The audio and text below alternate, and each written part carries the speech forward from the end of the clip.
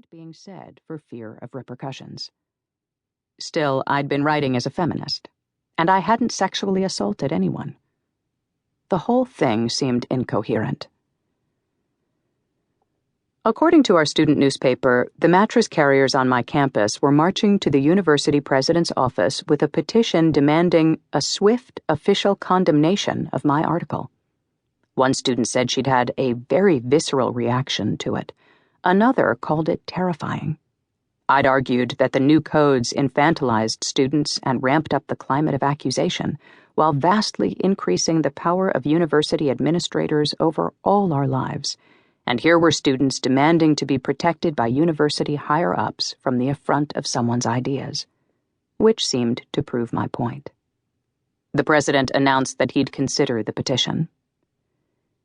In retrospect, maybe it was short-sighted, but I hadn't actually thought about students reading the essay when I wrote it. Who knew students read the Chronicle of Higher Education?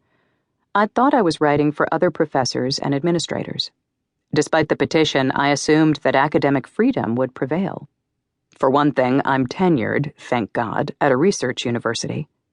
Also, I sensed the students weren't going to come off well in the court of public opinion, which proved to be the case. Marching against a published article wasn't a good optic. It smacked of book burning, something Americans generally oppose, while conveniently illustrating my observation in the essay that students' assertions of vulnerability have been getting awfully aggressive in the past few years. Indeed, I was getting a lot of love on social media from all ends of the political spectrum, though one of the anti-PC brigade did email to tell me that as a leftist, I should realize that these students were my own evil spawn. Yes, I was spending more time online than I should have, though, in fact, social media was my only source of information about the controversy. No one from the university had thought to let me know I was being marched on. I wasn't teaching that quarter and was trying not to be around much. I first learned about the events on campus from a journalist in New York. Let me be the first to admit that being protested has its gratifying side. When the story started getting national coverage, I soon realized my writer friends were all jealous that I'd gotten marched on and they hadn't. I began shamelessly dropping it into conversation whenever possible. "Oh, students are marching against this thing I wrote," I'd grimace in response to anyone's "how are you?" I briefly fantasized about running for the board of PEN, the international writers' organization devoted to protecting free expression. Things seemed less amusing when I got an email from the university's Title IX coordinator informing me that 2 graduate students had filed Title IX complaints against me on the basis of the essay and subsequent public statements. This turned out to be a tweet. And that the university had retained a team of outside investigators to handle the case. There were various ominous warnings about keeping the matter confidential. Perhaps you're wondering how an essay falls under the purview of Title IX? The federal statute meant to address gender discrimination and funding for women's sports? I was wondering that myself, and continued to wonder during the 72-day investigation that followed. I'll have plenty more to say about the Title IX process, but the answer, in brief, is that the culture of sexual paranoia I'd been writing about isn't confined to the sexual sphere.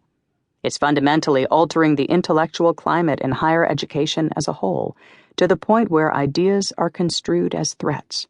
Writing an essay became creating a chilling environment, according to my accusers, and freedoms most of us used to take for granted are being whittled away or disappearing altogether. Sexual paranoia has converted the Title IX bureaucracy into an insatiable behemoth, bloated by its own federal power grab, though protests are few because, what are you, in favor of rape culture or something?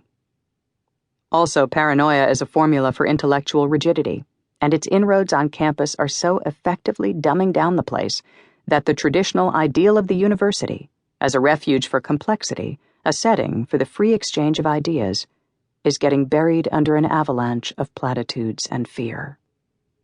Speaking of dumbing down, and I don't wish to be unkind to either my accusers or my employers, but anyone with half a brain cell could have predicted my response to that Title IX letter in my inbox. An overpowering urge to blow the lid off it all. So shortly later, I wrote a second essay, this one about the Title IX investigation process and my experiences as an accusee. Respondent is the official term. No professor had previously gone public.